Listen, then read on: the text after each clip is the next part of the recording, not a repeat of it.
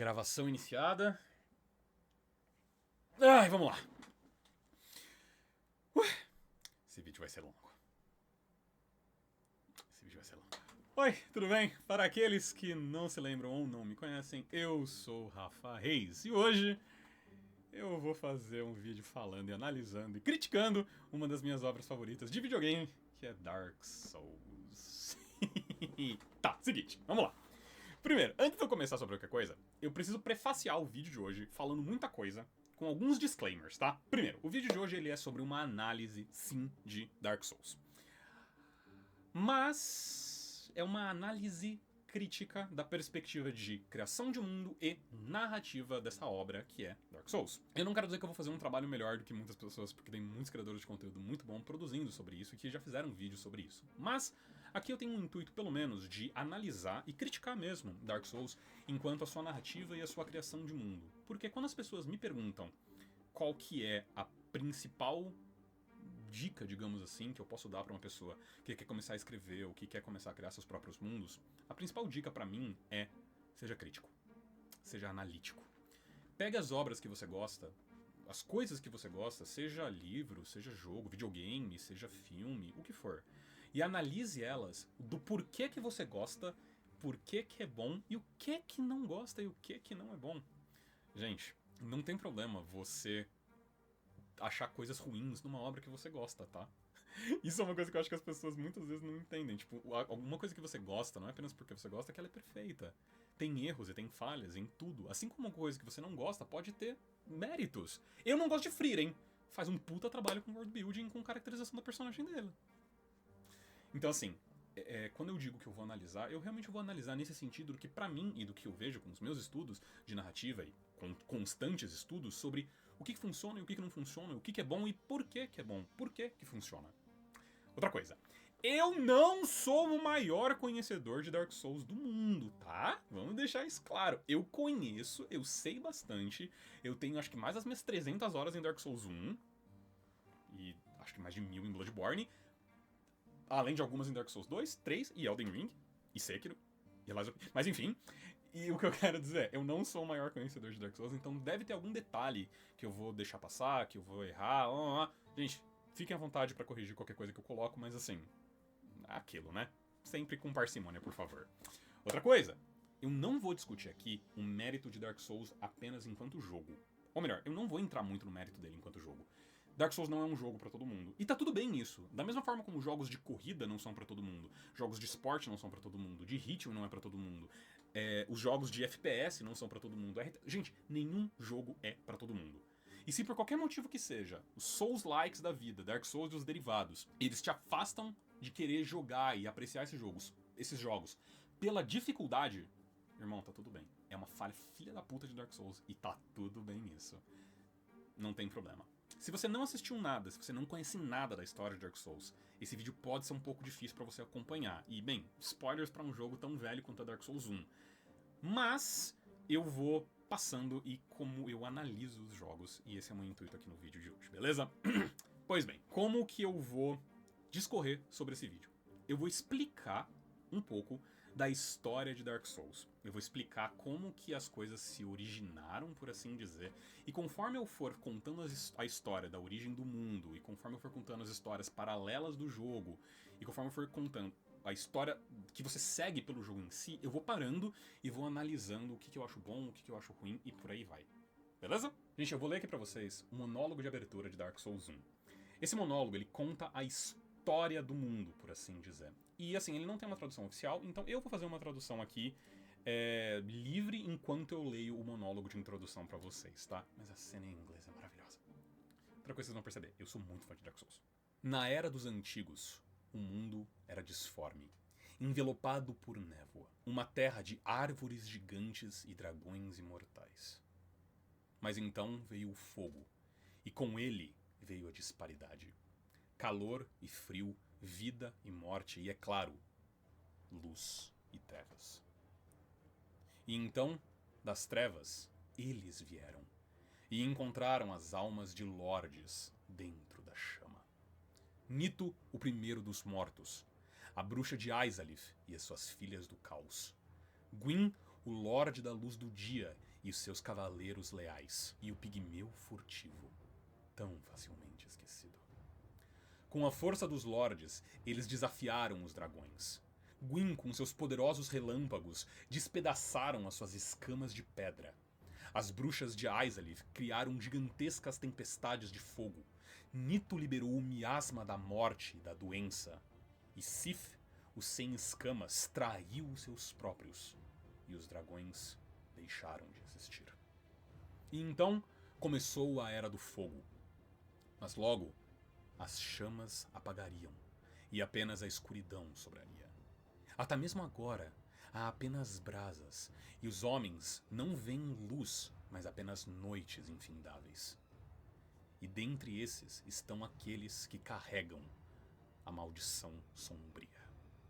Sim, deveras, a marca sombria, ela marca os mortos-vivos. E nessa terra, os mortos-vivos são levados para o norte, onde eles são presos, aguardando o fim do mundo. Esse é o seu destino. No entanto, apenas em lendas antigas é dito que um dia um morto-vivo será escolhido para deixar o asilo em peregrinação, de volta para a Terra dos Lordes, de volta para Lordran. Não fez sentido nenhum, né? Maravilhoso. Maravilhoso, incrível, incrível. Seguinte, esse aqui é literalmente o mito de abertura de Dark Souls. E eu particularmente, apesar de eu gostar muito dessa cena, geralmente não é muito bom você começar uma obra com uma exposição de uma coisa que não faz muito sentido. Mas a verdade é que, como no vídeo que eu acabei de fazer sobre apresentações, essa apresentação ela serve pra você para te fazer algumas promessas sobre o que vai se tratar essa obra. Dark Souls ela vai se tratar sobre uma obra que tem mistério e as coisas elas não vão ser todas muito bem explicadas. E tá tudo bem, porque você como jogador, como interlocutor, vai descobrir essas obras. Então, o que a gente pode aprender disso? E eu ainda vou explicar o que isso tudo quer dizer, e qual história, qual mito é esse. Mas a primeira coisa que a gente pode aprender sobre isso tudo é que, primeiro, a gente tem que ter parcimônia sobre como que a gente começa uma obra. Se você vai começar uma obra sobre mistério, você não pode entregar todas as respostas, mas você tem que criar interesse o suficiente para que o mistério possa ser resolvido. Apesar da forma como isso acontece no jogo de Dark Souls, particularmente pra mim ser muito interessante, ela é tão elusiva, ela é tão misteriosa, por assim dizer, tão sem pé nem cabeça, que pra muitas pessoas ela se perde. Então isso é uma coisa que eu acho que a gente tem que ser parcimonioso. Eu acho que é uma coisa que em Dark Souls 1, com algumas pessoas acerta e pra algumas pessoas erra nesse sentido, sabe? Porque cara, quem eles vieram? A alma dos lordes no fogo. Que merda é essa? Mas esse que é o ponto. Ele levantar as coisas dessa forma tão abstrata e tão bizarra, ele tá justamente já cobrando de você, interlocutor, logo de cara, a suspensão de descrença. Porque a gente não tá falando de um mundo onde as regras são todas muito bem definidas. A gente tá falando de um mundo abstrato. Se a gente for colocar no paradigma de Hard Magic System e Soft Magic System, a gente consegue falar que o Dark Souls é um soft world building, é um mundo, é uma criação de mundo sutil, por assim dizer. As regras elas não são muito bem definidas. Então, vamos lá, vamos explicar o que está acontecendo aqui. No princípio, o mundo ele não tinha uma forma muito bem definida. Não havia mudança nesse mundo. A única coisa que existiam eram árvores gigantescas cinzentas, névoa e dragões que não morriam. E nada mudava. Esse mundo era apenas isso. No entanto, de repente, veio o fogo.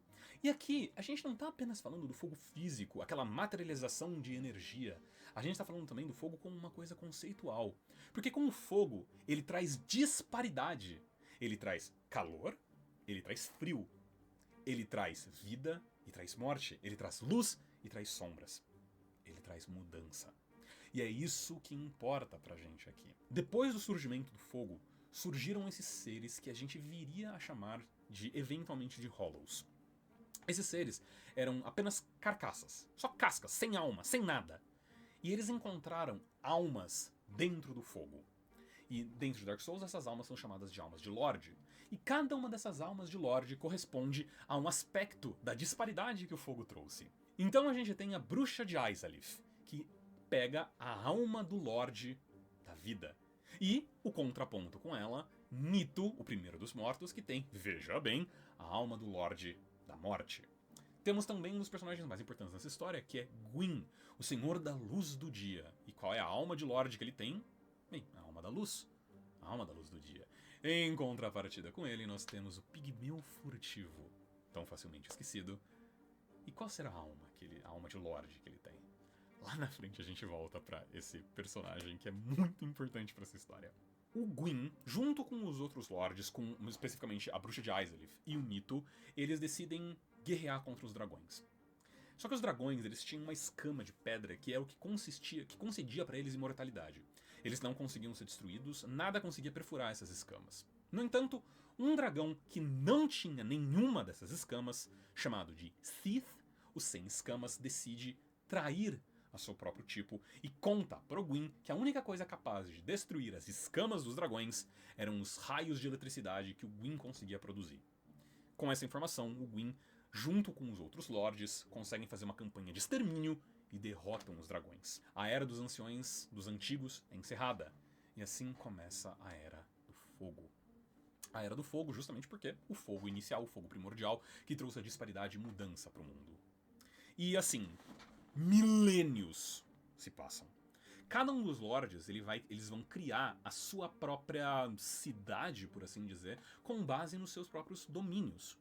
O Gwyn, ele acaba criando a cidade chamada de Lordran. Ou melhor, o reino de Lordran, a cidade de Anorlondo. Lordran, Lorde... Uau, né? Que incrível. A Bruxa de Izalith, ela vai fundar eventualmente, na verdade, a cidade de Izalith, com as filhas dela, e ela vai desenvolver eventualmente o que nós chamamos de piromancia, magia do fogo. E o Nito, ele vai para as catacumbas, literalmente para as partes mais profundas desse mundo, e começa a criar o seu reino de morte, onde todos os mortos acabam sendo levados para lá, onde as pessoas renascem, por assim dizer. Como esqueletos. Mas é. E milênios se passam. Agora, se tem uma coisa que a gente pode dizer sobre fogo, é que fogo consome. E ele começa a se apagar. Conceitual ou não, dentro do mundo de Dark Souls, o fogo começa a apagar. E o que vai restar depois que o fogo se apagar? Segundo um mito de criação desse mundo, apenas escuridão. E o Gwyn não vai deixar isso. Claro que não! Ele é o Senhor da Luz do Dia. O Senhor do Dia, da Luz, vai deixar a escuridão tomar conta na próxima era? Não, é claro que não. Ele começa a fazer diversas coisas. Ao longo da história do Gwyn, ele também divide a alma de Lorde dele com algumas pessoas que foram instrumentais para a formação desse mundo. Uma delas é o dragão Sif, o Sem Escamas. E ele também divide parte da sua alma para 4 reis humanos de Nova Londo. No entanto, quando ele divide a sua alma, parte do poder dele é dividido junto com as suas almas. E quando começa o fogo a apagar, ele faz de tudo para tentar impedir aquilo. A Bruxa de Izalith, ela também vai fazer uma tentativa de estender a alma do fogo. Na verdade, ela vai fazer essa tentativa de criar um novo fogo. Porque se fogo trouxe mudança e trouxe a vida, ela tem a alma da vida, logo, ela é a pessoa mais qualificada para conseguir fazer o novo fogo. Cara, ela é a deusa da piromancia, a Lorde da Vida. Claro que ela vai conseguir recriar o fogo. No entanto, ela cria um fogo corrompido. E é assim que surge a lava nesse mundo. Dentro de Dark Souls, lava é um fogo corrompido. E se fogo é vida e lava é um fogo corrompido, logo, tudo que é tocado pela lava se corrompe. A explosão que é gerada quando a Bruxa de Izalith tenta criar a sua própria primeira chama e rompe assim, destrói a cidade dela, envelopa suas filhas, seus súditos, todo mundo na cidade. E é assim que surgem os demônios. É assim que surge o caos dentro do mundo de Dark Souls. Tendo visto que a Bruxa de Izalith falhou miseravelmente, o Gwyn ele vê uma única solução para estender a Era do Fogo. Que é, fogo precisa consumir. Ele entrega então a sua alma pro fogo consumir e estender.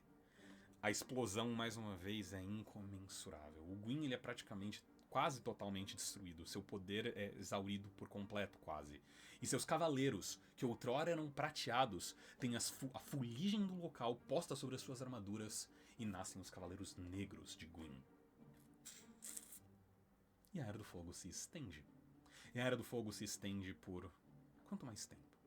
Milênios novamente se passam. E assim como a chama, o fogo começa a apagar. É claro, vai acontecer de novo. É aí que começam a surgir os mortos-vivos. Os mortos-vivos dentro do cenário de Dark Souls são humanos, de modo geral, que estão marcados com a marca sombria, o Dark Sign, como eles chamam. Aonde eles não morrem. De forma alguma. Não é que eles não consigam ser derrotados, não é nem exatamente que eles não podem ser exatamente mortos. Mas, toda vez que eles perecem, eles reaparecem numa fogueira. Numa fogueira, literalmente uma fogueira que está conectada com a primeira chama. O corpo deles se refaz cada vez que eles perecem e retornam para a fogueira. No entanto, tem um motivo para ser chamado de uma maldição. Os humanos, os mortos-vivos, toda vez que eles morrem, eles perdem uma parte da sua alma. Dentro do jogo, isso é classificado porque você tem um contador dentro do jogo que é o seu contador de humanidade. É literalmente um tipo diferente de alma. E toda vez que você morre, as almas normais que você acumulou ficam no chão, bem como toda a humanidade que você acumulou. Você perde as suas almas. E de novo. E de novo. E de novo. E de novo. E de novo. Sem nunca acabar. E o que acontece com você que perde a sua alma todas as vezes? E não importa quantas vezes você morra, você não tem um descanso, você sempre volta. Bem, algumas pessoas começam a perder a sanidade. Enquanto um morto-vivo, ele tem determinação, enquanto ele tá empenhado com um objetivo, ele mantém a sanidade dele. Mas a partir do momento em que ele se entrega ao desespero, ele perde a sua determinação e seu objetivo deixa de fazer sentido, ele se transforma no que dentro do jogo é chamado de hollow, ou vazio. Uma pessoa que é só uma carcaça, tá viva, mas não tem mais motivação nenhuma. Pode recuperar almas, mas de nada adianta, porque a sua mente foi total e completamente destruída. Algumas pessoas acreditam que o Gwyn foi inclusive o responsável por criar essa maldição, porque ele queria estender a Era do Fogo. E se ele queria estender a Era do Fogo e o fogo precisa queimar, ao longo do jogo, você, jogador, entrega pra fogueira as suas almas pra queimar, pra você aumentar de poder. Então será que você não é uma cobaia, por assim dizer, do Gwyn? E das maquinações dos lordes e dos deuses? Agora, sabe o que é realmente genial nisso tudo? O fato de que isso, no jogo, é traduzido pra o seu personagem nunca fica hollow. Nunca. Isso enquanto você, jogador, não perder a sua determinação. O seu personagem no jogo ele só fica hollow quando você desistiu do jogo. Porque você desistiu do jogo, você perdeu a sua motivação, a sua determinação de terminar aquela história, então o seu personagem ele fica parado, sem fazer nada, nunca mais se movimenta porque você não tá controlando ele. Você, jogador, é o que determina a determinação do seu personagem. Cara, isso é fantástico. Que metalinguagem incrível. Mas vamos parar e vamos analisar um pouco aqui. Eu contei pra vocês essa história de mundo, de criação de mundo. E o que, pra mim pelo menos, Dark Souls faz muito bem é voltando ao assunto de suspensão de descrença. Suspensão de descrença, pra quem não sabe, é justamente quando você toma alguma coisa como real, quando você deixa de desacreditar naquilo. Quando alguém coloca um proposta, um princípio, um tema pra você e aquele tema ele simplesmente faz sentido. Você toma aquilo, beleza, eu vou aceitar essa proposição que você tá me falando pra gente poder seguir a história. Em Dark Souls, a suspensão de descrença que ele te coloca, ela é muito boa porque você tá entendendo que as coisas elas são abstratas. Você tá entendendo que o fogo ele é uma coisa real, mas também é conceitual. O mundo surgiu ao redor disso e a comunidade se organiza ao redor disso. Em termos de organização, você começa a se questionar também de como que as sociedades de fato iam se organizar ao redor disso. Primeiro, óbvio que o fogo ia ser uma coisa muito importante, não ia? Se a gente tá falando que isso que deu origem à era atual do mundo, e as pessoas se organizam de fato ao redor do fogo. Você tem ilustrativos ao redor disso. A luz do dia é uma coisa extremamente importante. Você tem pessoas dentro do cenário que são as Firekeeper, ou seja, as mantenedoras do fogo, as guardiãs do fogo, que são as mulheres, geralmente que possuem algum tipo de deficiência, sejam cegas, surdas, mudas, não consigam andar, seja lá o que for. E elas mantêm a fogueira entregando almas e mantendo que a chama permaneça de pé. E se a gente tá falando que almas são coisas tão importantes assim, então elas também se transformam na moeda desse mundo. As coisas têm almas, adquiridas através da chama ou através da repartição de uma alma com a outra. Então, isso se torna a moeda do jogo. Você adquire poder ao entregar, queimar as almas na chama, mas também negociando com comerciantes. E é claro, por que não? Por que não? Dinheiro não faz sentido. O que você se importar com ouro? Não é ouro que movimenta essas pessoas. É a alma. Porque essas pessoas perdem as suas almas constantemente, elas perdem a motivação e elas ficam hollows. Faz todo sentido. Então, Dark Souls faz isso muito bem dessa construção de mundo. E quando a gente tá falando sobre suspensão de descrença nessa história toda, você ter essa lógica interna contribui pra suspensão de descrença. Mas uma outra coisa que contribui muito bem pra suspensão de descrença de Dark Souls é o fator que em nenhum outro momento ele vai problematizar a suspensão de descrença que ele te cobra. Tem muitas obras ao redor do mundo por aí que levantam uma coisa, pedem, olha, eu preciso que você acredite nisso, isso aqui é o básico que a gente tem, mas ele vai problematizando essa coisa basal sem dar explicações e sem dar respostas. Pega um mundo mágico, qualquer mundo mágico que seja. Como que magia surgiu? Nos mundos em que as pessoas elas tentam dar uma explicação pra isso, e elas vão problematizar isso, beleza, mas quantas você conhece que não dão boas respostas pra isso? O que eu quero dizer por problematizar? Significa você pegar essa coisa e ela se tornar ponto central dos problemas que surgem na história. Em Dark Souls, se eu falasse que novas almas estão surgindo do fogo e que seres anterior à era do fogo estão surgindo para tentar apagar o fogo e que eles que criaram o fogo e que blá blá blá e como que o fogo surgiu e que aí estaria sendo um problema, porque a gente não tem essas explicações. A gente tem seres anteriores à Era do Fogo, mas em nenhum momento eles vão interagir diretamente com isso, ou vão falar de novas almas surgindo do fogo, ou novos lords, ou isso e aquilo. Não são problematizações. Então a suspensão de descrença se mantém. E isso é a primeira coisa que você tem que entender. Toda obra de fantasia, ela vai precisar de suspensão de descrença. Então você não pode problematizar a suspensão de descrença. Para além disso, veja o world building, a lógica interna que Dark Souls coloca nisso. Tem lógica de como que as sociedades se organizaram. Quer dizer, é claro que o Gwyn, ele ia querer impedir a Era do Fogo de acabar. Ele é o senhor da luz do dia, por que ele vai querer que a escuridão tome a coisa toda? Mas veja como é hipócrita ele querer impedir mudança, porque o fogo acaba, o fogo trouxe mudança. E o fogo apagar significaria também que haveria uma nova mudança. E ele tá querendo impedir a mudança que trouxe ele como ele tá. E justamente ele acaba sendo o responsável por isso tudo. E ele é o antagonista maior, por assim dizer, de toda a obra de Dark Souls. Veja a hipocrisia que está contida nisso. E veja como até mesmo os deuses colocados na obra de Dark Souls não são perfeitos.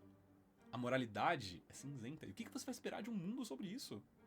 O que você vai esperar de um mundo onde o fogo, ele apaga todas as vezes. E não importa o que você faça, ele vai continuar sempre apagando. Por muito tempo, as pessoas se perguntaram, mas do que Dark Souls se tratava? Mas de que Dark Souls isso e aquilo? E brother, tá na tua cara, irmão. A gente tá falando sobre um mundo grimdark, a gente tá falando sobre um mundo onde não importa o que você faça, não vai ter final feliz porque a mudança é inevitável. O Gwyn tentou estender por mais 1000 anos, e você, como jogador, no final, você pode estender a Era do Fogo novamente. Mas, e daí? Vai apagar de novo. Vai ter que outra pessoa surgir, estender de novo, e de novo, e de novo, e de novo. E quantas vezes isso vai acontecer? Mudança é inevitável. Olha essa temática! Saiba reconhecer a temática. E isso que são, pra mim, os grandes méritos dessa parte inteira de Dark Souls e como que ele vai apresentando. Agora, a forma como o estudo apresenta, como tudo isso é muito apresentado, é muito convoluto. É muito convoluto. Você descobre essas coisas todas que eu tô falando através de descrição de item e falas bizarras de personagens no jogo. Personagens que estão ficando malucos, inclusive. E você precisa fazer um sentido disso tudo. Então, eu acho que a crítica, nesse sentido, a crítica negativa, é que você precisa tomar um cuidado sobre como que você vai apresentar essas coisas todas no seu mundo, como eu tava falando sobre o mito de origem do mundo de Dark Souls. Pode ser interessante e funciona bem pra um jogo, mas será que funciona tão bem assim pra literatura, por exemplo? Porque num jogo você tem agência. Se você tá lendo um livro, se você tá acompanhando um filme, uma série, você não tem tanta agência assim. Você é um interlocutor passivo. As informações estão sendo passadas pra você. Você não tem como mudar o caminho que você tá indo pra obter essas informações. Então, isso é uma coisa que eu acho que a gente tem que tomar cuidado.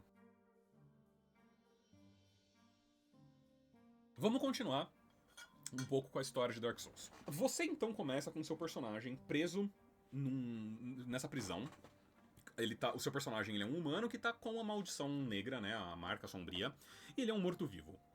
E você tá preso, um cara ele te joga uma chave, você consegue sair e você eventualmente encontra esse maluco que te libertou, e ele fala que você precisa sair do Undead Asylum, né, do asilo dos mortos-vivos, essa prisão, porque tem esse mito de que o morto-vivo escolhido vai conseguir deixar a prisão e é ele que vai estender a Era do Fogo.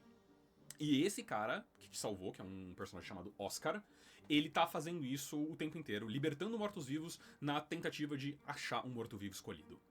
Então você vai lá, consegue sair da prisão e você chega num local chamado Firelink Shrine. Esse templo da primeira chama, você encontra um cavaleiro e ele te fala que, você saiu? Mano, quantos você acha que vocês já saíram daqui? Você não é escolhido merda nenhuma. Você quer tentar? Então, você faz o seguinte, sobe esse lugar ali, tá ligado? Tem 2 sinos que você precisa tocar. Você vai tocar esses 2 sinos, vai abrir um lugar, vai abrir um rolê muito louco, e daí você vai chegar em Anorlondo, você procura os deuses e é nóis, e demorou. Tá, onde estão esses sinos? Tem um em cima e um embaixo. E o cara, ele só te fala isso. Lembra que eu tava falando que a história é convoluta? Você vai seguindo e, eventualmente, você descobre que o caminho de cima que ele tá falando é pra cidade acima. Você vai passando por Undead Parish, Undead Burg, uns locais ali, até você chegar numa igreja. Nessa igreja, você sobe até o teto dela e você vê o campanário, o local que tem a torre, né, que fica com um sino. Você derrota 2 gárgulas lá que protegem o campanário. Você toca o sino e demorou. Quando você tá voltando, tem um outro local que você pode explorar, que tem uma ponte. Você segue essa ponte e você vai chegar num local chamado Fortaleza de Sen. A Sen's Fortress, a Fortaleza de Sen, ela tá fechada. E tem um maluco, muito gente boa, chamado de Sigmire. E o Sigmire, ele é conhecido como Cavaleiro da Cebola. E eu vou pedir pra Bru colocar aqui em algum lugar a imagem dele, porque, cara, olha isso. É uma cebola. É o Cavaleiro da Cebola. É incrível. O Sigmar, o Cavaleiro da Cebola, ele fala que ele também é um morto-vivo, um humano que foi amaldiçoado com a maldição do morto-vivo, e que ele deixou as longínquas terras de Catarina, ele é chamado Sigmar de Catarina, pra viver uma vida de aventura. Porque agora que ele tá amaldiçoado, ele não quer passar a maldição dele pra família dele, mas ele vai aproveitar que ele não vai morrer mesmo, então ele vai fazer o que ele sempre quis fazer, que é viver uma vida de aventura. E ele fala que pra ele seguir a aventura dele, ele precisa entrar na Fortaleza de Sen, mas que ela tá fechada. Ah, pera, você que tocou o sino, né? Não, se você tocar o outro sino, só que vai abrir. Demorou. E aí você vai atrás do outro sino. Depois de você passar por essa igreja, você vai procurando um caminho aqui, ali e tal. Você enfrenta um demônio, um bicho chamado Capra Demon, passa por ele, passa por um outro local, por assim, umas profundezas, tipo um esgoto, que você enfrenta um dragão que foi meio corrompido também. E aí, eventualmente, você chega num local chamado Blight Town, Cidade da Peste. E se você jogou, você entende a minha reação com o nome desse lugar, e porque você provavelmente sente mais ou menos a mesma coisa, porque Blight Town é difícil. Eu quero que vocês imaginem o seguinte, a Cidade da Peste, Blight Town, eu quero que vocês imaginem que é um local, um cortiçozaço, construído com madeira podre, em cima de madeira podre, em cima de um pântano venenoso. Onde todos os habitantes dessa cidade, que não tem luz, inclusive, diga-se de passagem, onde a única iluminação são tochas, num local de madeira carcomida, apodrecido embaixo, em cima de um pântano de veneno, que essas pessoas elas estão infectadas, perderam a consciência, são mortos-vivos, que já não tem mais determinação pra nada, e eles vivem na base disso aí. Imagina esse lugar.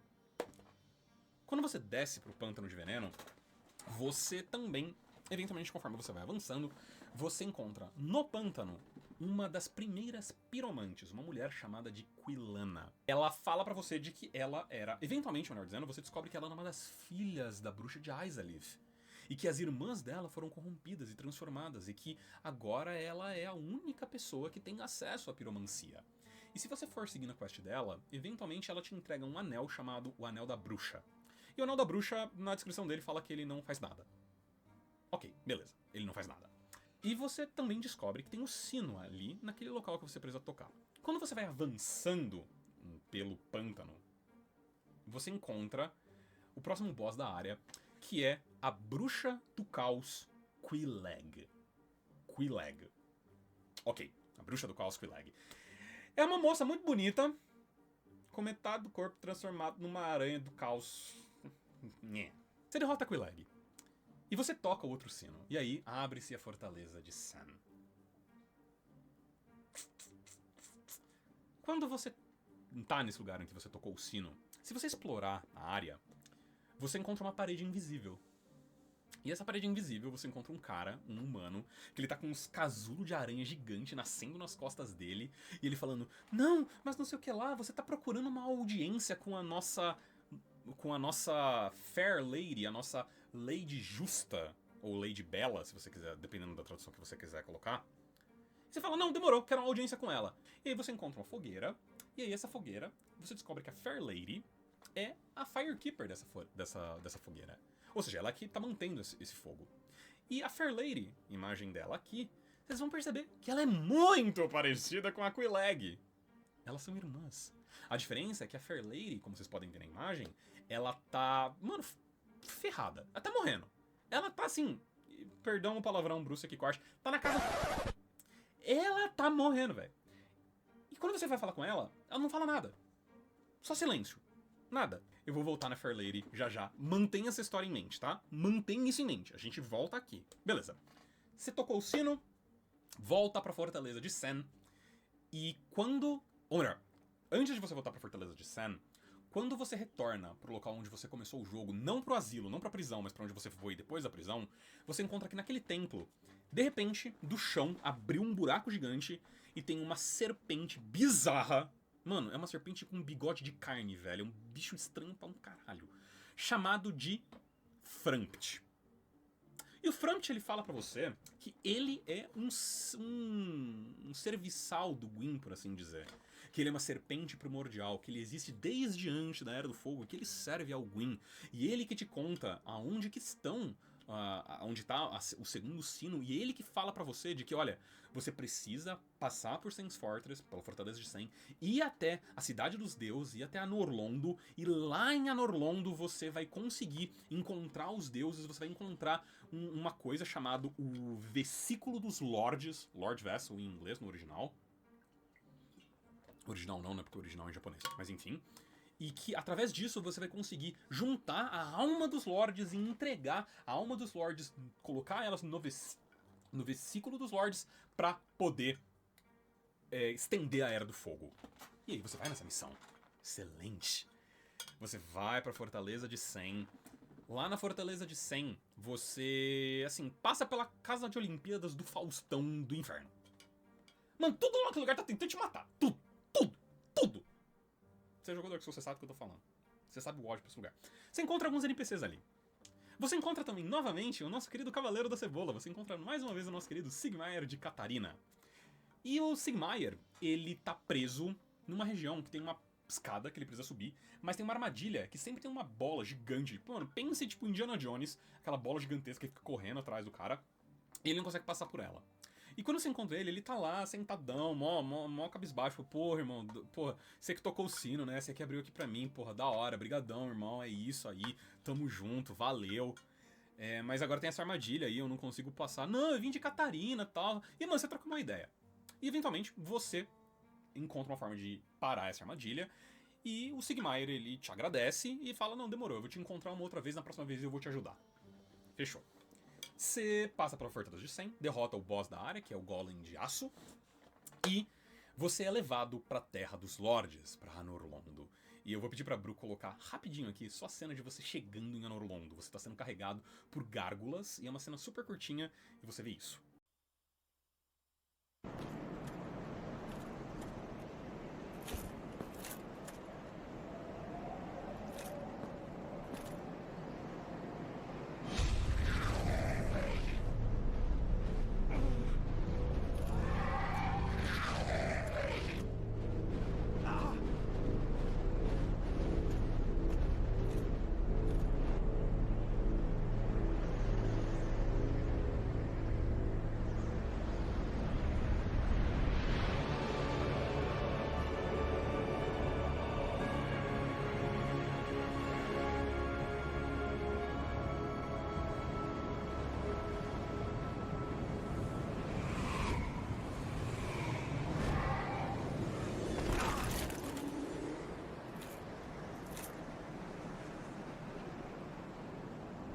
essa visão que você tem de cima da Terra dos Lordes, a Terra dos Deuses, com essa luz do dia o tempo inteiro, faz o lugar ali parecer sagrado.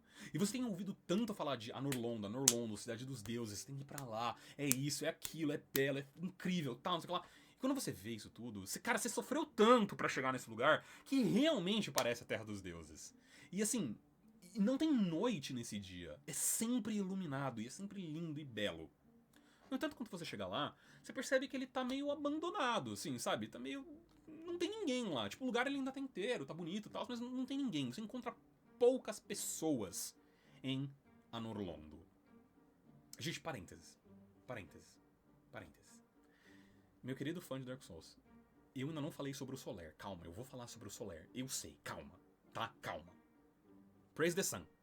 Calma. Voltar. E... Aí você começa a avançar por Anor Londo, e é uma área muito difícil. Assim, sem sombra de dúvidas, é a área que eu tive mais dificuldade no jogo. Vai se ferrar o Silver Knights. E você, na área, derrota também o boss mais difícil da hora. O Ornstein e o Smough. Vamos falar sobre o Ornstein ainda depois, ou como a comunidade se refere, nossos queridos Snorlax e Pikachu, porque a gente tem um mano gigante e um outro pequenininho que fica atacando raio. Snorlax e Pikachu.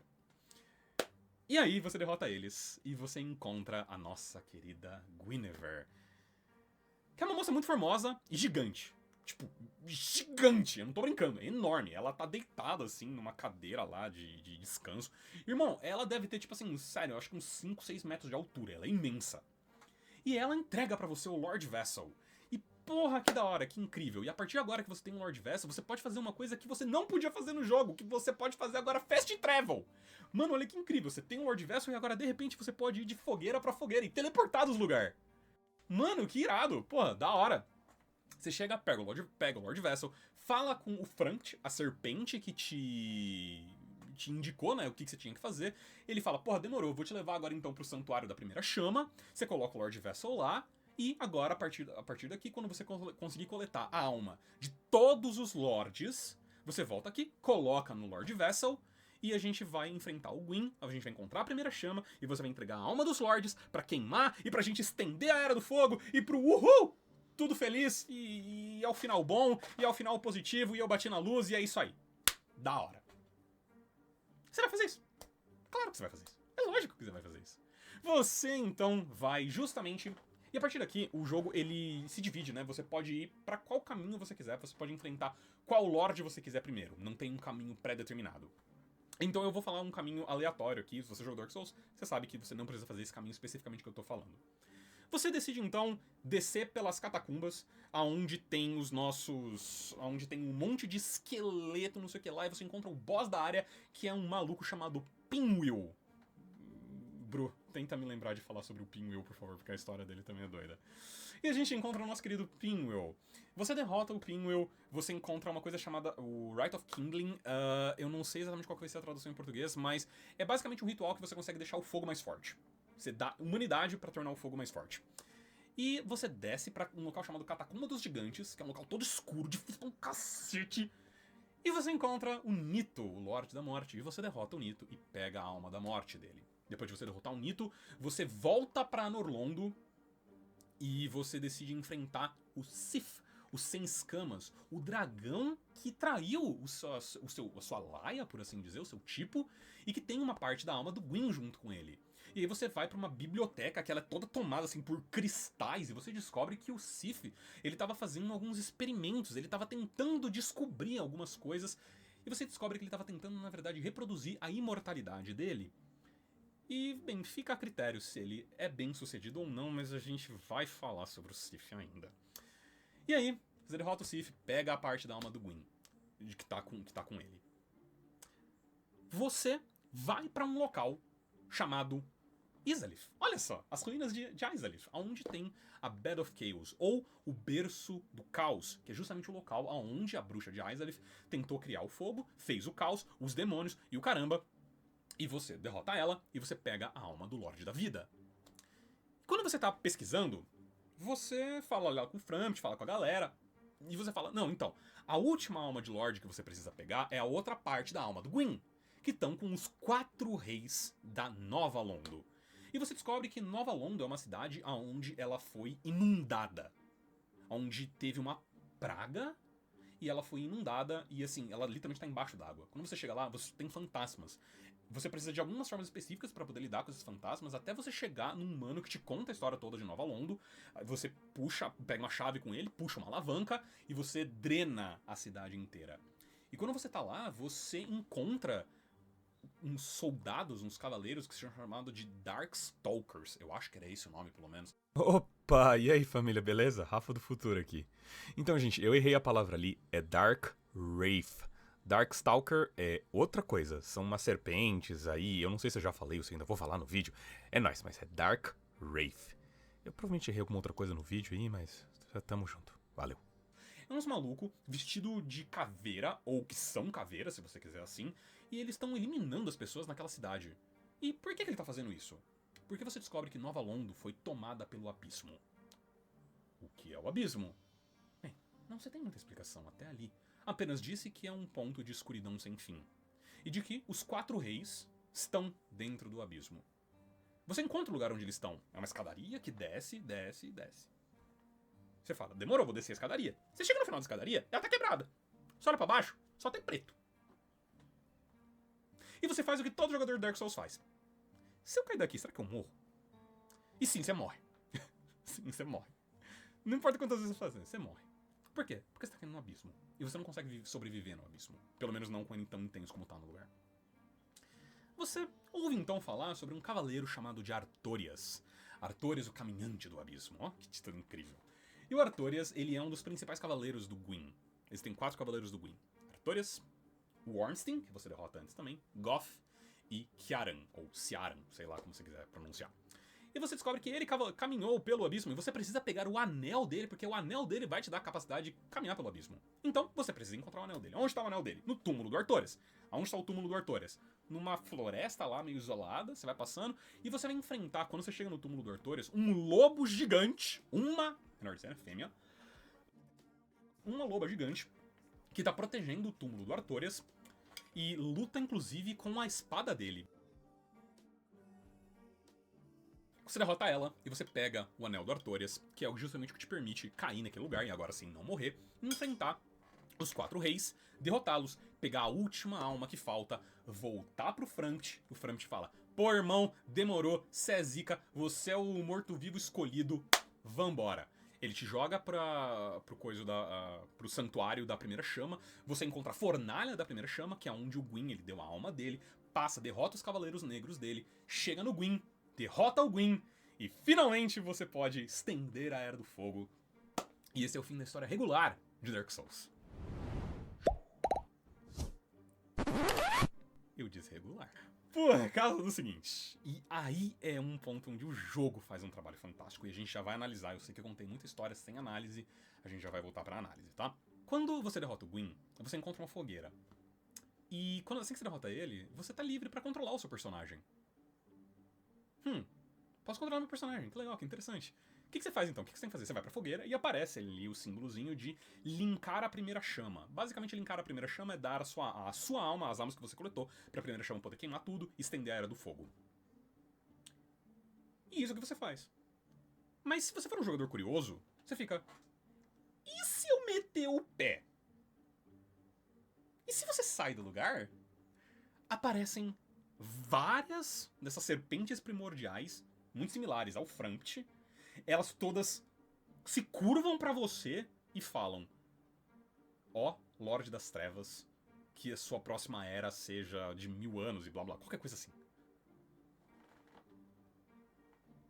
What the fuck? De repente parece que você pode escolher o final de Dark Souls, né? Estender a Era do Fogo ou abraçar a Era das Trevas. Mas porra, tudo que você estava fazendo era pra Era do Fogo. Não, essa é o final bom. Luz do dia, uhul. Vamos analisar e eu retorno pra esse final. Primeiro, não tem muita coisa que se analisar em termos de estrutura narrativa, efetivamente falando, porque a estrutura narrativa de Dark Souls, pelo menos até aqui, ela é linear até um ponto e não linear em outro. Ela é linear no sentido de que, assim, não importa o que você faça, você vai ter que fazer aquilo. Você pode escolher apenas o seu caminho. No entanto, o que eu acho que é importante a gente entender da não linearidade da história de Dark Souls é como ele conta essa história pra você. Porque isso tudo que eu tô te contando, de novo, é convoluto. Você não sabe exatamente, mas você vai descobrindo aos poucos. E isso que é interessante de você descobrir aos poucos. Leve em consideração que se você está escrevendo uma história que ela tem um mistério, esse mistério você não pode entregar tudo logo de cara. Você tem que saber aonde você vai colocar cada coisinha para o seu interlocutor ele aprender cada uma dessas coisas. É muito satisfatório em Dark Souls quando você consegue descobrir uma coisa por conta própria. Inclusive para mim, e aí talvez eu vá ser polêmico, mas vem me cobrar. Que é o seguinte, Dark Souls pra mim não é nem um jogo sobre dificuldade, pra mim é um jogo sobre conquista. E essa conquista, ela vem através da dificuldade. Dificuldade em Dark Souls, pra mim, é uma ferramenta de conquista. E também na história. E você, quando você derrota um inimigo muito difícil, que você ficou dias preso nele, cara, é um sentimento de conquista tão bom, tão forte, tão incrível, tão intenso, que te marca. E a mesma coisa vale pra quando você descobre uma história. Então, muitas teorias vão sendo criadas até você conseguir juntar as partes desse quebra-cabeça todo. E essa é a minha sugestão pra você enquanto você tá criando uma história. O que a gente pode aprender com a narrativa de Dark Souls? Porque a narrativa de Dark Souls ela é totalmente quebrada. Mas o que a gente pode aprender é: existe mérito em você não entregar todas as informações. Existe mérito em você esconder partes das informações e deixar a imaginação do seu interlocutor trabalhar, criando teoria, fazendo as coisas e ele criar as próprias teorias, porque se ele acertar, ele vai ficar cara, assim, vai ser incrível, vai ser assim um êxtase dele adivinhar, dele acertar que a teoria dele estava certa, ou se não estava certo, parte estava certa, ou dele descobrir a coisa por conta própria. É claro que em literatura a gente não consegue fazer exatamente isso. Você precisa dar as explicações, ou ficam com pontas soltas que não são boas. Mas você não precisa entregar tudo isso logo no começo da história. Não tem problema, até mesmo às vezes, você utilizar parte, digamos assim, de um narrador que a gente fala que é um narrador mentiroso, por assim dizer, ou não confiável, em que nem tudo que está sendo contado aconteceu exatamente daquela forma. E isso é muito interessante também. De novo, a narrativa de Dark Souls, o interessante é você descobrindo aos poucos. Ao mesmo tempo que isso afasta a gente, né? Isso afasta muita gente. É delicado você trabalhar dessa forma. E o problema disso é que é muito trabalhoso, cara. E se você não tiver muito sabendo exatamente cada parte, cada fragmento da história que você tá deixando espalhado aqui e ali e como você vai colocar isso tudo, se você não souber muito bem a intenção que você está fazendo, vai ficar muito perdido. E é muito fácil de você errar a mão nisso, de você deixar esses fragmentos e não explicar nada e querer cobrar um nível de compreendimento da história e do mundo do seu interlocutor num nível que ele não está pronto para acessar. O que a gente precisa aprender é: você precisa entregar pro interlocutor o que ele está preparado para entender. E você vai preparando isso ao longo da história. Se você tem uma história que ela é muito fragmentada, no começo você tem que dar as capacidades para ele de poder entender o básico. E daí, a partir do básico, você quebra a história e você vai colocando esses fragmentos por ali. É a mesma coisa quando a gente vai falar sobre exposição, na verdade. Porque eu ainda vou fazer um vídeo só sobre exposição. E eu não tenho como referenciar ele aqui agora porque ele não está feito ainda. Mas exposição, ele tem muito a ver com você entregar pro interlocutor o que ele precisa para conseguir acompanhar a próxima parte da história. E Dark Souls faz isso muito bem. Até a página 2, na verdade. E isso é uma falha muito grande. Saber como que você vai fragmentalizar isso e entregar pro interlocutor o que ele consegue, o que ele precisa para poder entender sem entregar demais. É um trabalho difícil pra caramba. Mas a outra coisa que a gente consegue ver disso tudo é de que a história ela não precisa ser contada só pelo narrador. Quantas vezes você já ouviu a expressão show, don't tell? Mostre, não conte. Em que, basicamente, ela se resume em você mostrar o que você quer dizer. Ou seja, fica subentendido. Então, falas de personagens podem contar a história sem você recorrer na voz do narrador. Você não precisa um narrador entrar e falar: então ele se sentia triste. Por que você não coloca na fala do personagem que ele se sente triste? Ou o narrador ele entrar e o narrador contar a história do mundo. Não, porque no princípio havia isso e havia aquilo e havia pá. Não, por que você não coloca o seu protagonista conversando com um personagem sobre o mundo? E você dá essa exposição dentro do mundo. Novamente, isso vai entrar no vídeo de exposição. Mas é uma coisa que é muito importante a gente aprender sobre Dark Souls. Que às vezes faz muito bem, e às vezes faz muito mal. Ok. Vamos continuar então agora com os arredores, por assim dizer, de Dark Souls. Ou melhor, os plot twists de Dark Souls. Eu vou dizer pra você que eu não faço a menor puta ideia de como que descobriram isso. Eu não sei. Mas, lembra que eu falei do Frant, a serpente primordial, que te conta a história de como que você vai pegar o Lord Vessel? Que ele fala dos sinos, a fortaleza de Sen, a Norlondo e tal, não sei o que lá. E quando você pega o Lord Vessel, ele vira pra você e fala: não, demorou, vai ali e coloca o Lord Vessel. Coloca ele. Coloca ele no lugar, coloca no santuário. Vai lá, faz isso. E antes de você pegar o Lord Vessel, você não consegue enfrentar os boss, os lords, porque tem uma barreira que tá travando eles. E você consegue acessar essa barreira quando você tá com o Lord Vessel. Depois que você pega, você consegue acessar o mapa inteiro. Mas o Frant, ele fica muito insistente em, tipo, mano, coloca o Lord Vessel, coloca ele lá no santuário. E aí alguém falou: não vou pôr. Vou seguir o jogo aqui. Vou seguir na minha. Se você não coloca o Lord Vessel no santuário e você faz todo o rolê de você chegar nos 4 reis, no abismo, e derrotar eles sem colocar o Lord Vessel no santuário, no abismo, que é um local só de escuridão, a sua sensação de espaço ela tá quebrada. Literalmente, assim, o que tá perto parece. O que tá longe, na verdade, acaba ficando perto. É uma loucura. Uma outra serpente primordial aparece no abismo pra você. Chamada de Kath. E o Kath, ele fala pra você: pô, você veio aqui e você não colocou o Lord Vessel, né? Então, deixa eu te falar. Você não se rendeu às manipulações dos deuses.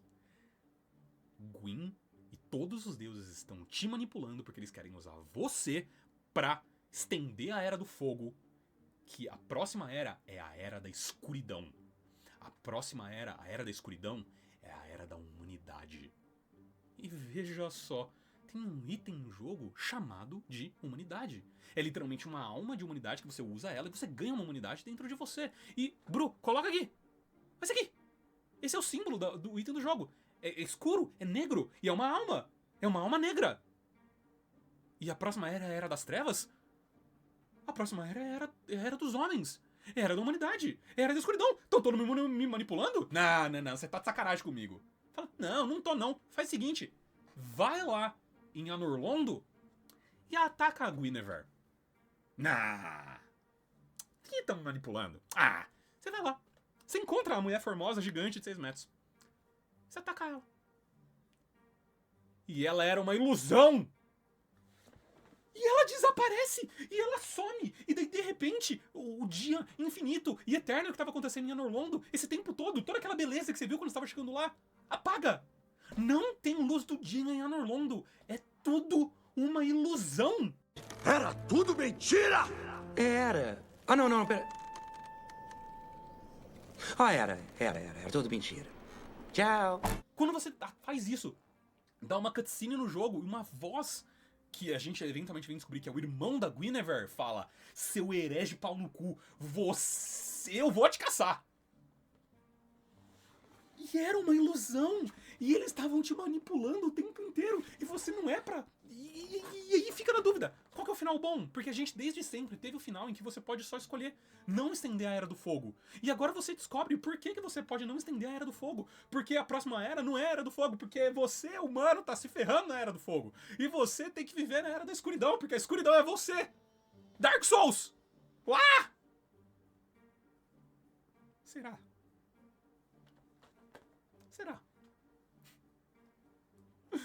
É aí que entra a nossa DLC. A DLC de Dark Souls é Artorias of the Abyss. Artorias do Abismo. Lembra que eu falei que pra conseguir entrar no abismo você precisava do Anel do Artorias? E foi ele que caminhou pelo abismo? Ele foi a única pessoa que caminhou e deteve e derrotou o abismo? Pois bem, na DLC a gente sabe a história do Artorias. Agora é o seguinte. A DLC você volta pro passado. E Dark Souls, eu te amo, mas sério, cara, viagem no tempo, brother. Lembra que eu tava falando sobre suspensão de descrença? Então, desde o começo, antes mesmo da DLC, o mundo de Dark Souls, eles já falavam pra você que é o seguinte: olha, o mundo de Dark Souls, Lordran, é uma terra onde existem fenômenos espaço-temporais, tá ligado? Só que isso era só uma desculpa pro co-op. Era só uma desculpa pra você entrar no seu mundo, tá no seu mundinho e ajudar outro jogador no mundinho dele. Era essa a desculpa. E lindo, maravilhoso. Beleza, era só suspensão de descrença. Existe isso, nunca foi problematizado, demorou. E vem a DLC e eles problematizam. Como que você vai me explicar que existe viagem no tempo em Dark Souls? Eles explicam, tá? Eles explicam. A explicação é por causa que, ou melhor, uma das explicações é porque o fogo tá se apagando, e com o fogo se apagando, ele que dá as leis metafísicas do mundo, e a partir disso... Irmão, viagem no tempo pro passado não faz sentido. Todos os paradoxos de viagem no tempo pro passado já começam a falar, não, isso aqui não faz muito sentido. Mas... Vamos voltar. Se você vai fazer... O ponto que eu quero fazer é o seguinte: se você vai fazer realmente uma coisa de viagem no tempo, você precisa fazer um mínimo esforço de me explicar por que essa viagem no tempo ela tá fazendo sentido e de como que você viajar no tempo não interfere ou como interfere no presente e me dá as explicações por isso. Quando você começa a problematizar, a suspensão de descrença cai por terra. E aí é onde eu entro que é o meu problema, mas eu vou passar um pouco por cima disso. Eu não tô falando que não dá pra fazer histórias boas sobre viagem no tempo. É claro que dá. De Volta pro Futuro é uma das melhores obras que eu já vi, mas quando você começa a esmiuçar, cai por terra muito feio. Então vamos lá. Olha, eu tô até suado, olha isso. Ó, nossa senhora, família, é nóis. Vamos continuar. Pois bem, você volta pro passado. Assim, pra você entrar na DLC, é todo um rolê, convoluto pra caralho, foda-se. Quando você volta pro passado, você descobre, você volta pra cidade de Ulasil. Por que você volta pra cidade de Ulasil? Porque a cidade de Ulasil, você descobre que ela foi tomada pelo abismo também. E assim, você volta ao passado, na verdade, pra salvar a princesa de Ulasil, a Dusk. Enfim. E você descobre que Ulasil foi tomada pelo abismo. E é essa cidade que o Artorias entrou e combateu o abismo, e impediu o abismo de tomar Ulasil e se estender pra toda a Lordran. O Artorias é um grande herói. Você descobre também que uma das partes do jogo, no presente, a Darkroot Basin e Darkroot Garden, é essa floresta que fica próximo da cidade de Ulasil. E conforme você vai avançando, você chega num coliseu. E nesse coliseu, você vê o Artorias. Por que o Artorias tá me atacando? Ele não vai nem conversar comigo, ele só tá me vindo me dar porrada. Por quê? Eu vim, não, calma. E você morre, que é muito forte. E você vê que o braço dele tá quebrado. E assim, mano, você come o pão que o diabo amassou na mão do Artorias com o braço quebrado. Nossa senhora, ele te come o toco com o braço quebrado. E você vê também que ele tava atacando uma criatura bem bizarra, que sofreu algum tipo de mutação. Mas pera. Você derrota o Artorias, mas pera, isso não faz sentido. Como assim eu derroto o Artorias aqui? O Ulasil, quando você derrota ele, você vai pra cidade, você vê que ela tá sendo tomada pelo abismo. Mas o Artorias não impediu o abismo? Calma, o que tá acontecendo aqui? Isso aqui não faz muito sentido. Beleza. Você tem uma área opcional, por assim dizer, que você vai passar por um vale. E quando você chega nesse vale, tem um dragão chamado Calamite. E ele frita o vale inteiro. E assim, mano, não tem como sobreviver. É muito dano. Eu vou voltar sobre o Calamite depois. Eu tô puxando alguns ganchos porque eu quero voltar pra isso depois. Pinwheel, Calamite, Sigmire, Solaire, o Sif. Eu vou voltar a falar disso tudo. Calma, gente. Esse vídeo é longo. Falei, foi mal, desculpa. Enfim. E você vai avançando pela cidade de Ulasil. E conforme você vai avançando pela cidade de Ulasil, você vê, não, cara, realmente as pessoas estão tomadas pelo abismo aqui. Mano, as pessoas elas estão muito, tipo, bro, ó aqui, mostra aqui. Tá vendo? Esses bichos. Esse bicho. Então, essas são habitantes da cidade de Ulasil. E olha o que o abismo fez com essas pessoas. As pessoas foram transformadas nisso. Pô, o abismo realmente é complicado, né? Porra, que treta. Você vai avançando. E avançando, e avançando, e avançando. E aí, você chega no abismo. E a primeira criatura que você vê no abismo Você lembra da imagem que eu te mostrei sobre o item da humanidade? De novo.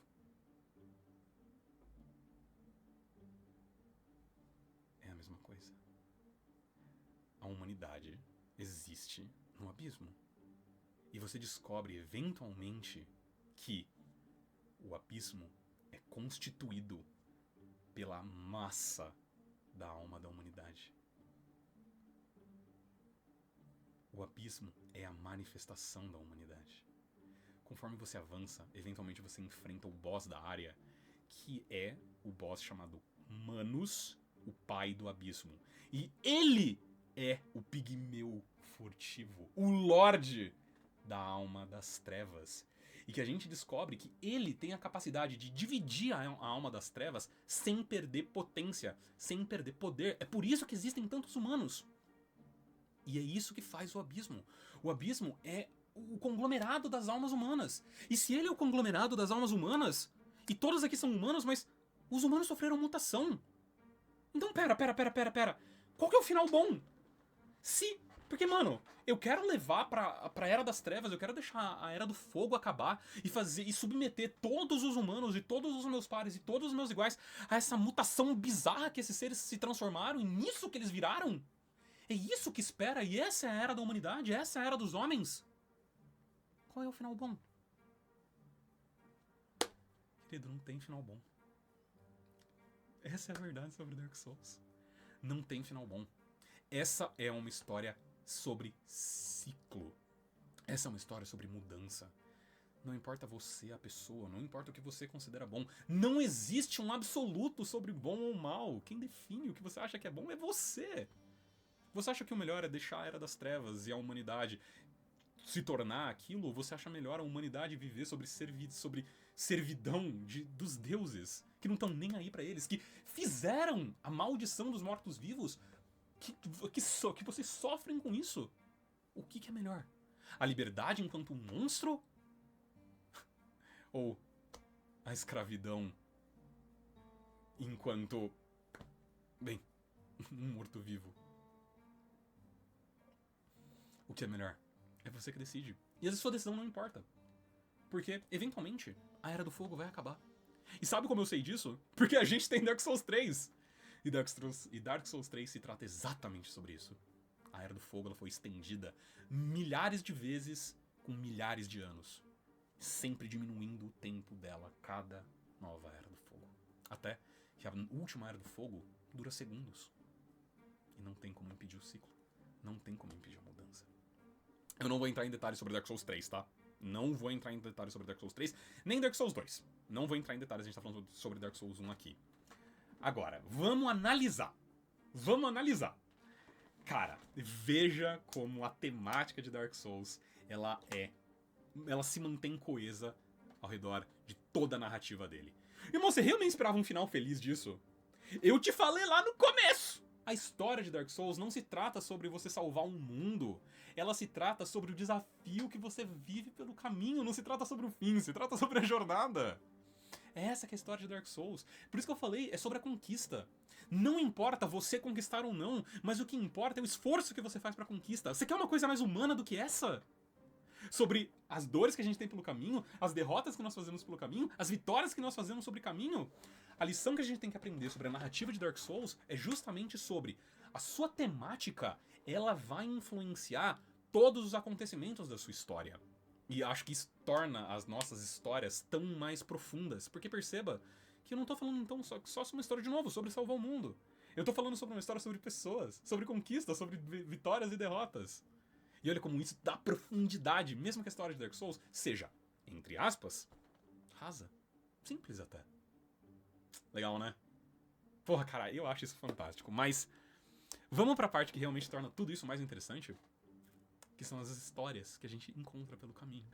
Eu venho falando pra vocês de alguns personagens que nós encontramos em Dark Souls, certo? E eu deixei algumas histórias deles por concluir. Vamos concluir elas agora. Vamos começar pela Fair Lady, que eu deixei por fazer. Você encontra a Fair Lady, ela tá ferrada, ela tá machucada, e ela é igual a Quillag. Lembra que você encontrou uma pessoa chamada Quilana, que ela fala que é uma das filhas, a última filha que não tinha sido corrompido, da bruxa de Izalith? E ela é uma bruxa, e ela te entrega um anel chamado Anel da Bruxa, e o nome dela é Quilana, e você encontra um boss que é a Bruxa do Caos Quileg. E tem a irmã dela. O que acontece se eu equipar esse anel? Meu Deus, ela tá falando comigo. E ela é cega. A doença dela deixou ela cega. Ela não vê você. Ela reconhece você por causa do anel. E ela não reconhece você.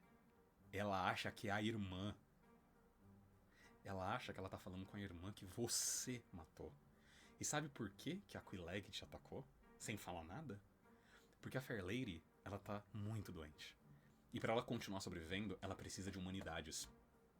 E a Quileg, ela só tava te atacando pra roubar a sua humanidade pra entregar pra irmã.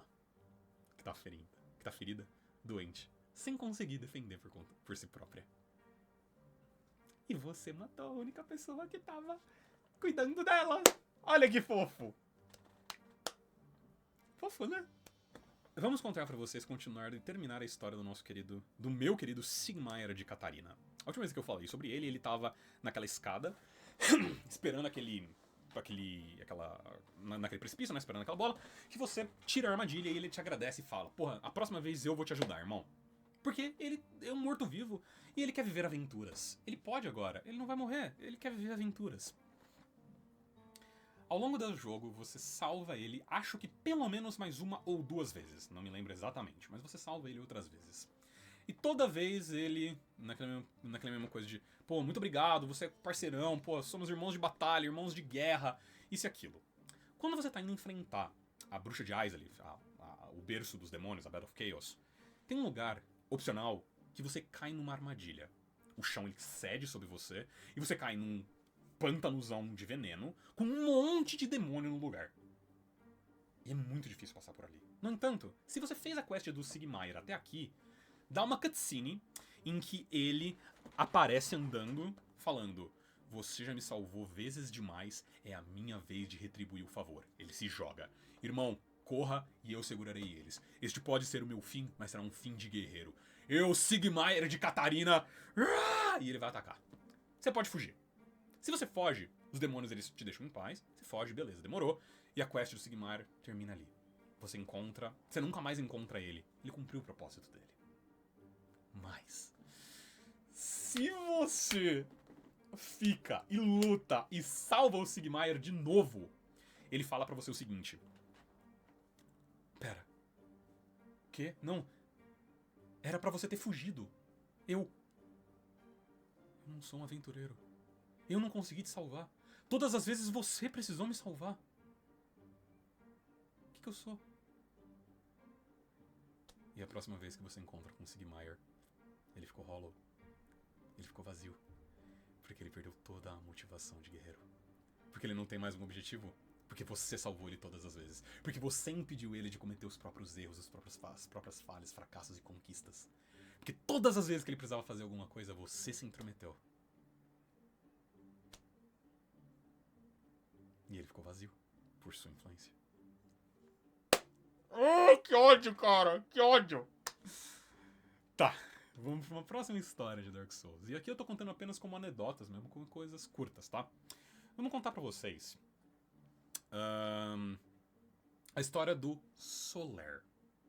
Solaire é um dos NPCs mais queridos de toda a comunidade de Dark Souls. Esse mano aqui. Não sei onde vai aparecer. Esse mano aqui. E tem um meme do Praise the Sun dele, que o Solaire, ele é um mano muito gente boa. Ele é a primeira NPC que você encontra que fala pra você: oh, demorou, mano, você quer ajuda pra derrotar aquele inimigo lá, aquele boss? Então, eu te ajudo, brother. Toque, ó, esse aqui é o meu símbolo de invocação. Vai lá, me invoca. Vamos descer o cacete nesses malditos aí. E assim, nas gárgulas, lembra lá no começo, no primeiro sino?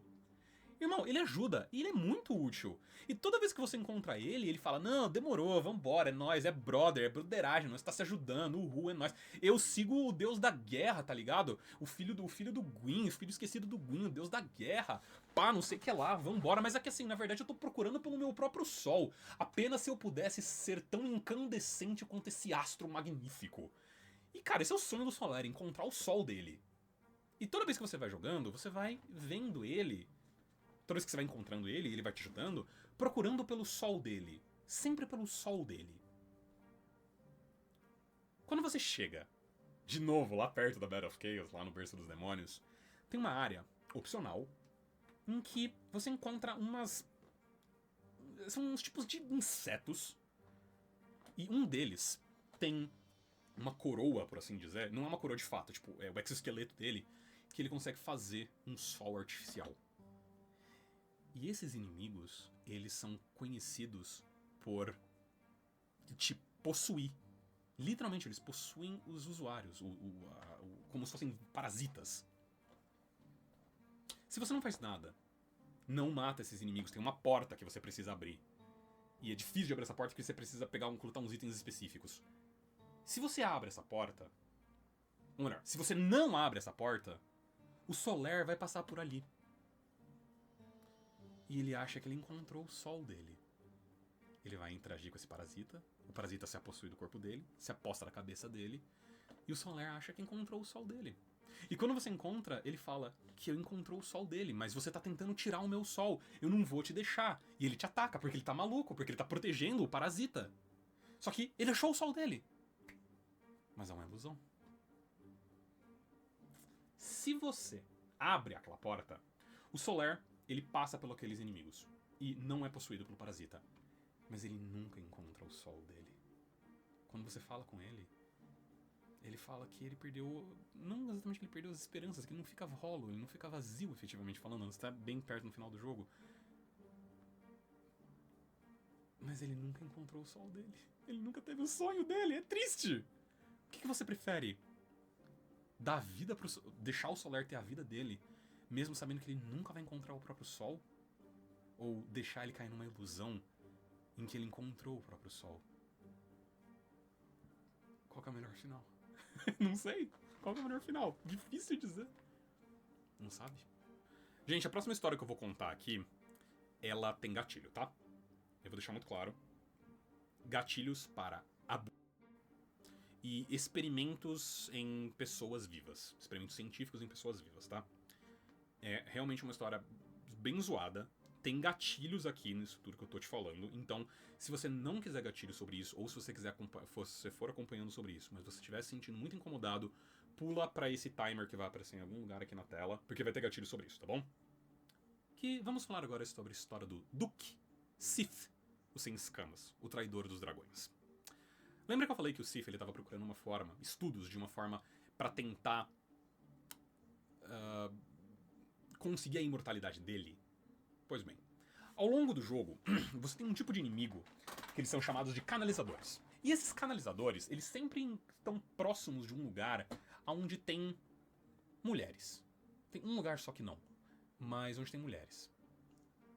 E se você progredir algumas quests de algum jeito específico, de modo que você coloque essa personagem, essa mulher, junto do canalizador, quando você tá avançando pelo jogo e você eventualmente é aprisionado pelo Sith e você é levado pra onde ele faz os experimentos dele, você encontra essas criaturas chamadas de pissacas, imagem aqui na tela, que são mulheres capturadas pelos canalizadores, levadas pro Sith pra ele usar como cobaia viva nos experimentos dele de como tenta transformar, de como que ele mexe no corpo das pessoas pra tentar dar vida longa, ou vida infinita, por assim dizer, vida eterna. Você só descobre isso porque essas pessoas que ele captura, essas mulheres, são clérigas. E dentro do jogo, você aprende as magias de clérigos, os milagres, através desses pergaminhos. E quando você derrota eles, essas pissacas entregam esses pergaminhos, dropam, né, esses pergaminhos. Como se não bastasse, o Gwyn, ele tem alguns filhos. Alguns filhos em que a gente sabe bem da existência, são documentados como a Guinevere e um outro filho chamado Gwyndolin, que também o que o Gwyn faz com ele é extremamente escroto, porque o Gwyndolin, ele nasce com uma... Ele nasce propenso a utilizar magias da lua. Só que magias da lua são traços femininos. E o Gwyn, ele não quer aceitar um filho com traços femininos, então ele exclui ele da sociedade. É horrível.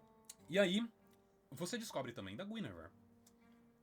Tem um lugar no jogo que você acessa um quadro, uma pintura, chamado O Mundo Pintado de Ariames. E é um local onde não tem fogo. Ou não tem o conceito da chama, da primeira chama. Você não consegue teleportar pra fora dele depois que você pega o Lord Vessel. E lá, você vai encontrando um local que ele é frio. Tem os inimigos todos bizarros, todos eles agressivos contra você. E na área final do jogo, você encontra uma personagem, essa NPC, chamada de Priscilla. E a Priscilla, o nome da boss é Crossbreed Priscilla. Ela é uma mistura, ou seja, ela é um mestiço entre uma pessoa e um dragão. A história da Priscilla é de que ela foi escondida no mundo de Ariamis, no mundo pintado de Ariamis, foi feito pra ela, para que ela não trouxesse vergonha pros seus pais. E as teorias é de que a mãe da Priscilla é a Guinevere. E que a Guinevere, na verdade, foi... Bem, isso é só teoria, não tem uma confirmação de fato disso, mas a teoria é de que a Guinevere ela foi estuprada pelo Sif e ela deu a luz pra Priscilla. E, no entanto, para manter as aparências, o Gwyn, ele esconde ela, porque ele precisava manter a aparência com o Sif, porque tem parte da alma do Gwyn, e esconde ela dentro do mundo pintado de Ariamis. E lá no mundo pintado de Ariamis, ela cria uma casa para ela própria, longe do fogo, longe das coisas que fizeram mal para ela. Um mundo de frio, não um mundo de fogo, um mundo de frio. Não um mundo de escuridão, apenas frio. E ela tá protegendo as pessoas ali, tá protegendo a casa dela. E aí, quando você descobre isso, com muito prazer, você vai e desce a espada no Sif, maldito desgraçado. Morre com gosto.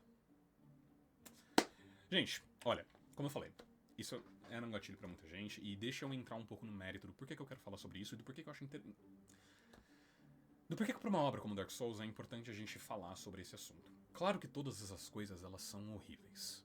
Horríveis. Nos meus mundos, nas minhas histórias que eu conto, eu sequer trato sobre assuntos de abuso e preconceito, porque eu não quero tratar sobre essas coisas. Se eu tô tratando sobre um mundo de fantasia, da forma como eu conto as minhas histórias, o mundo real já tem disso em excesso. Eu não preciso tratar disso na minha fantasia.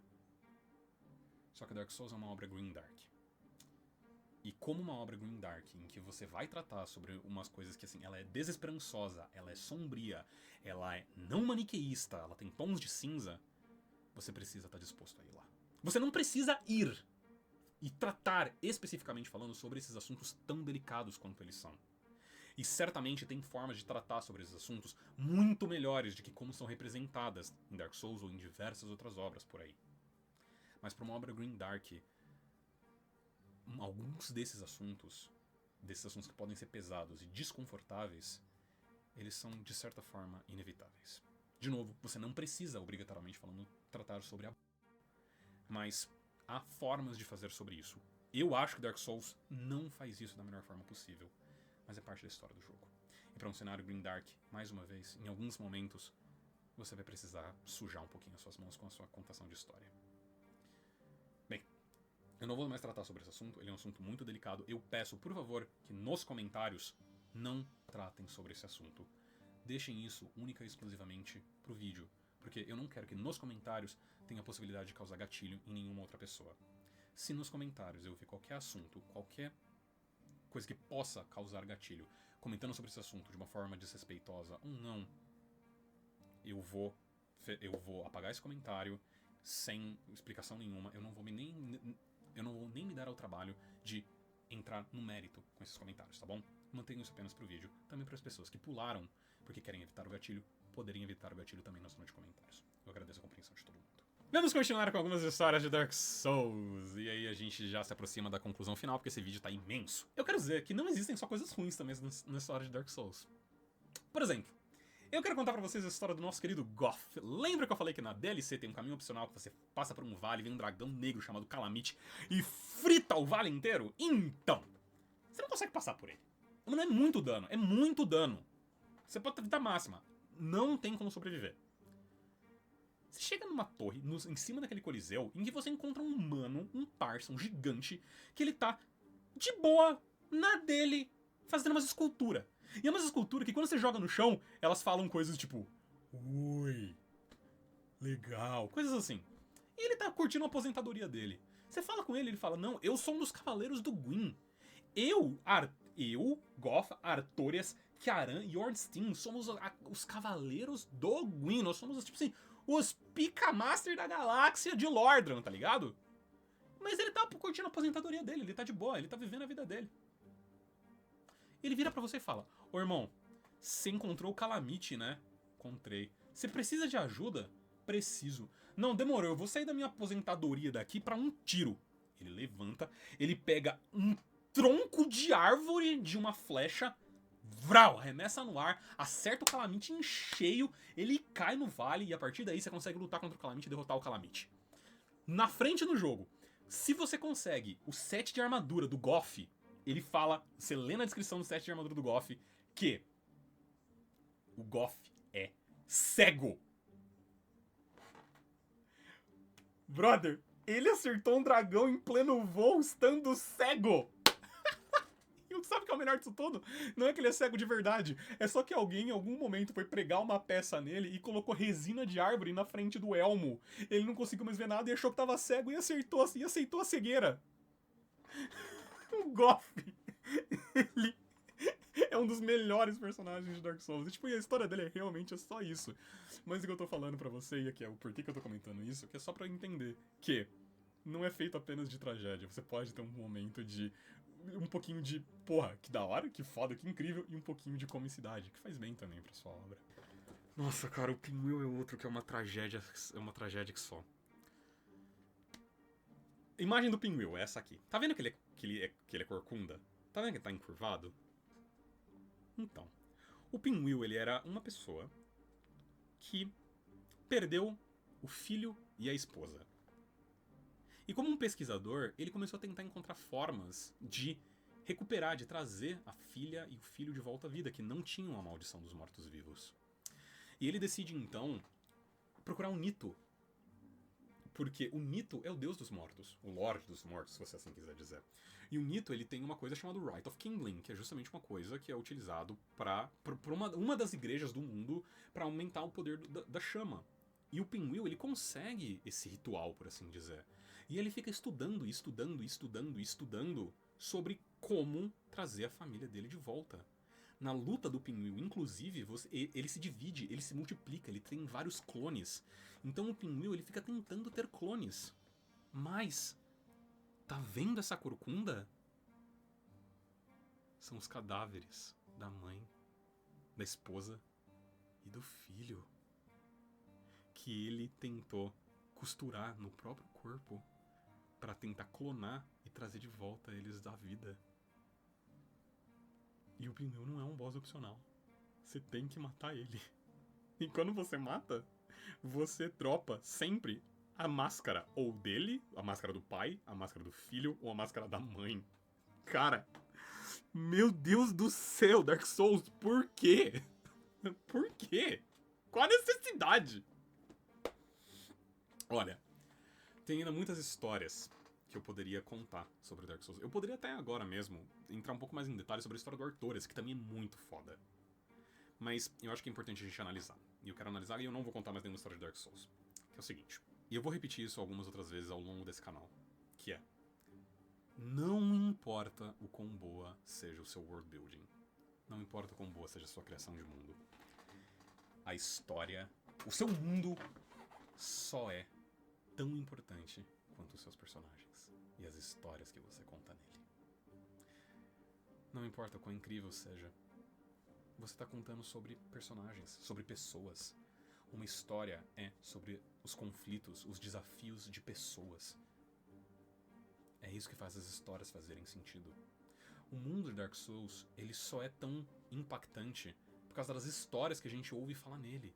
Por causa das histórias que são contadas nesse mundo sobre essas pessoas.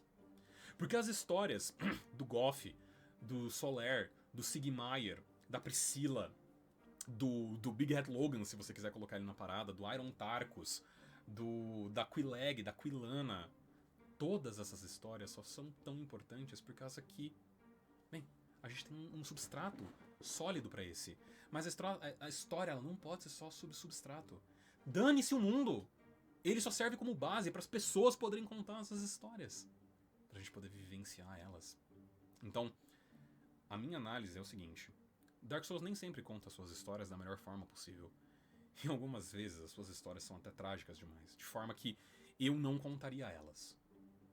Mas entenda como que o cenário de Dark Souls permite que essas histórias elas sejam contadas. Porque a gente tem um tema nesse cenário, nesse mundo. E as histórias, as pessoas, elas vão se desenvolvendo ao redor de uma forma, aspas, até mesmo um pouco orgânica, de como que se dariam as coisas nesse mundo. É claro que é importante você pensar no seu mundo. E eu, Rafael, não advogo que você tem que pensar na sua história antes de você pensar no seu mundo. Eu acho que você tem que pensar no mundo primeiro. Claro que existem formas e formas de fazê-lo. Mas crie o seu mundo como um substrato. E crie ele pensando nas histórias que você pode contar. Você não precisa pensar na história específica, mas se você quer contar uma história sobre um pai que perdeu a filha num mundo apocalíptico, como que vai ser esse cenário? Um exemplo para isso é The Last of Us. Mas você pode ter outros cenários que vão propiciar essa história que você quer contar. Não específico, não em detalhes, mas o tipo de história. Você quer contar uma história não maniqueísta? Bem, você tem vários mundos que podem contar sobre isso. Você quer contar uma história sobre um anti-herói? Tem vários mundos que você pode fazer isso. Se você quer contar uma história sobre o bem vencendo o mal, e o heroísmo, e a fantasia, e apenas o encanto pelo encanto, você não vai contar essa história no mundo de Dark Souls. Porque o cenário não foi feito pra isso. O cenário foi feito pra você poder contar uma história cinzenta. Então lembre-se disso. Um cenário nunca é maior do que as histórias que serão contadas nele. Nunca será maior do que os seus personagens, seus vilões, seus protagonistas. Gente, essa foi a minha análise crítica sobre Dark Souls, sobre criação de mundo e sobre narrativa de Dark Souls. Eu espero que vocês tenham gostado. Eu sei que esse vídeo foi muito longo e vai dar um trabalho enorme pra Bru editar isso aqui, mas eu espero que vocês tenham gostado. Eu sou o Rafa Reis, eu vejo vocês no próximo vídeo e, gente, deixa pra mim aqui nos comentários, por favor, se vocês acham legal esse formato de vídeo de análise e crítica sobre uma história em um cenário, né? Não necessariamente eu vou fazer só sobre videogames, mas se der certo, eu pretendo fazer sobre outros jogos, sobre outros cenários, mas por que não fazer sobre mundos literários, por que não fazer sobre mundos audiovisuais, do cinema, ou de seriados, ou de desenhos, mas é uma coisa que dá bastante trabalho, não apenas pra mim enquanto eu gravo, mas também pra Bru editar e a gente fazer a manutenção disso aqui, e o canal ele ainda é pequeno, então a gente vai manter isso tudo em mente, mas deixa aqui nos comentários, por favor, se você acha interessante, se você gostou. E nesse vídeo em específico eu vou pedir pra você mandar pras outras pessoas que você acha que talvez gostem também disso, porque ele dá bastante trabalho. Ademais, parafernália toda do YouTube, inscrito, joinha, esse negócio todo. Obrigado, gente, espero que vocês tenham gostado, espero que vocês tenham aprendido algo, e até o próximo.